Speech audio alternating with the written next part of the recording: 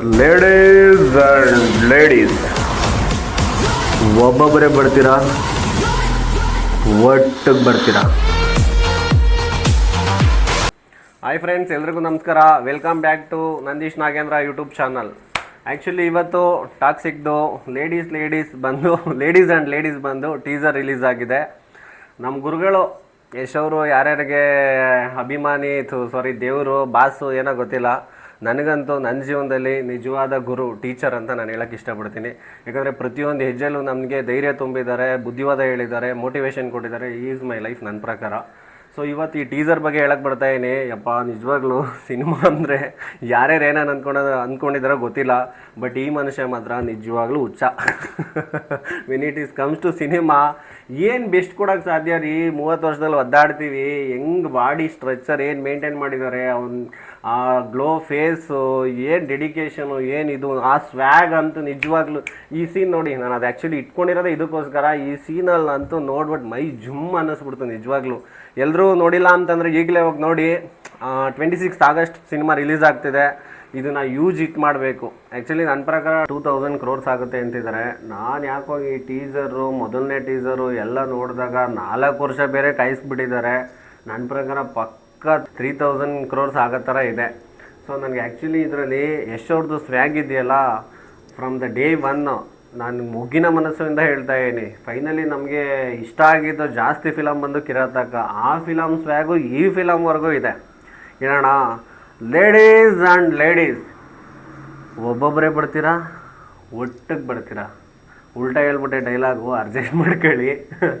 ಅದಾದಮೇಲೆ ಬರ್ತೀನಿ back to Toxic trailer review. ಈ ಸಿನಿಮಾ ಡೈರೆಕ್ಟರ್ ಬಂದು ಗೀತು ಮೋಹನ್ ದಾಸು, ಮಲಯಾಳಂ ಇಂಡಸ್ಟ್ರಿಯವರು.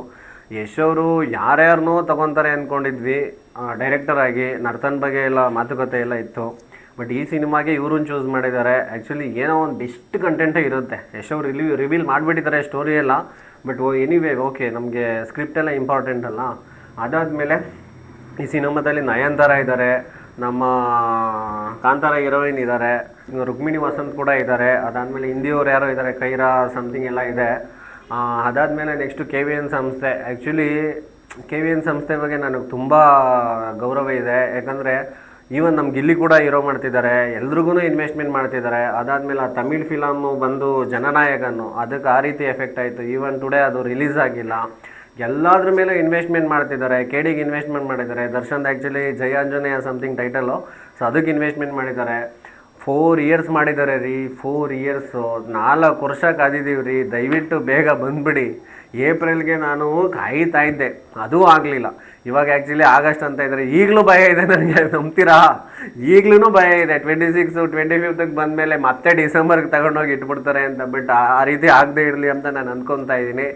ಅದಾದಮೇಲೆ ಇದ್ರ ಬಗ್ಗೆ ನನಗೆ ಎಕ್ಸ್ಪೆಕ್ಟೇಷನ್ ಜಾಸ್ತಿ ಇರೋ ಕಾರಣ ಏನು ಗೊತ್ತಾ? ಒಂದು, ಗೀತು ಮೋಹನ್ ದಾಸ್ ಮಾಡಿರೋ 2 ಸಿನಿಮಾಗೂ ನ್ಯಾಷನಲ್ ಅವಾರ್ಡ್ ಬಂದಿದೆ. ಸೊ ಈ ಸಿನಿಮಾಗೆ ಕಂಟೆಂಟ್ ಸ್ವಲ್ಪ ಬೇರೆ ರೀತಿಯೇ ಇದೆ, ಬಟ್ ಎನಿವೇ ನನಗೆ ಇದಕ್ಕೂ ಬಂದರೆ ನನಗೆ ಭಾಳ ಸಂತೋಷ ಆಗುತ್ತೆ. ಯಾಕಂದರೆ ಯಶ್ ಅವ್ರು ನಟನೆ ಮಾಡಿರೋ ಸಿನಿಮಾ. 4 ವರ್ಷ ಕಾಯಿಸಿದ್ದೀರಾ, ದಯವಿಟ್ಟು ಮೋಸ ಮಾಡಬೇಡಿ. ಒಳ್ಳೆ ಸ್ಕ್ರಿಪ್ಟ್ ಮಾಡಿದ್ದೀರಾ ಅಂತ ಅಂದ್ಕೊತೀನಿ. ಅದಾದಮೇಲೆ BGM ಇದ್ರಲ್ಲಿ ತುಂಬ ಚೆನ್ನಾಗಿದೆ. ನನಗೆ ಫಸ್ಟ್ರಲ್ಲೇ BGM ಸಕ್ಕತ್ ಇಷ್ಟ ಆಯಿತು. ಅದಾದಮೇಲೆ ಇನ್ನೊಂದು ಫಸ್ಟ್ದು ನಾನು ವೀಡಿಯೋ ಹೇಳಬೇಕು ಅಂತಂದರೆ, ಅದು ಸ್ವಲ್ಪ 18+ ವೀಡಿಯೋ ಆಗಿರೋದ್ರಿಂದ ಅಟ್ಲೀಸ್ಟ್ ಇವರು ಒಂದು ಪೋಸ್ಟು ಅಥವಾ ವೀಡಿಯೋಗಿಂತ ಮುಂಚೆ ಒಂದು ಇದನ್ನಾದರೂ ಹಾಕಬೇಕಾಗಿತ್ತು. ಅದು ಟಾಕ್ಸಿಕ್ ಕೆಳಗಡೆ ಇರೋ ಲೈನ್ಸೇನೆ ವಯಸ್ಕರಿಗೆ ಮಾತ್ರ ಅಂತ ಇದೆ ಅದು. ಬಟ್ ಆ ರೀತಿ ಎಲ್ಲ ಎಲ್ರಿಗೂ ಗೊತ್ತಾಗೋದಿಲ್ಲ. ಬಟ್ ಇದರಲ್ಲಿ ನಾವು ಮಿಸ್ಟೇಕ್ಸ್ ಮಾಡಿಲ್ಲ, ಅದೊಂದು ಖುಷಿ ಆಯಿತು. ಈಗ ಎಕ್ಸಾಂಪಲ್ ಫಸ್ಟ್ ವೀಡಿಯೋ ನೋಡ್ಬೇಕಾದ್ರೆ ನಾವು ನಮ್ಮ ಅಕ್ಕನ ಮಕ್ಳ ಜೊತೆನೋ ನಮ್ಮ ತಂಗಿ ಮಕ್ಳ ಜೊತೆನೋ ಎಲ್ಲ ನೋಡಿದ್ರೆ ಅದು ನೋಡೋಕೆ ಆಗ್ತಿರ್ಲಿಲ್ಲ. ಬಟ್ ಇದರಲ್ಲಿ ಅದನ್ನು ಎಷ್ಟು ಕ್ರಿಯೇಟಿವ್ ಆಗಿ ಮಾಡಿದ್ದಾರೆ ಅಂತಂದರೆ ಬಹಳ ಇಷ್ಟ ಆಯ್ತು ನನಗೆ. ಬಿಡಿ, ನಮ್ಮ ಕನ್ನಡ ಸಿನಿಮಾ ವರ್ಲ್ಡ್ ವೈಡ್ ಹೋಗ್ತೈತೆ, ಗ್ಲೋಬಲ್ ಲೆವೆಲ್ ಹೋಗ್ತೈತೆ. 100 ಕೋಟಿ ಮಾಡಲ್ಲ ಅಂತ ಇದ್ರು ರೀ.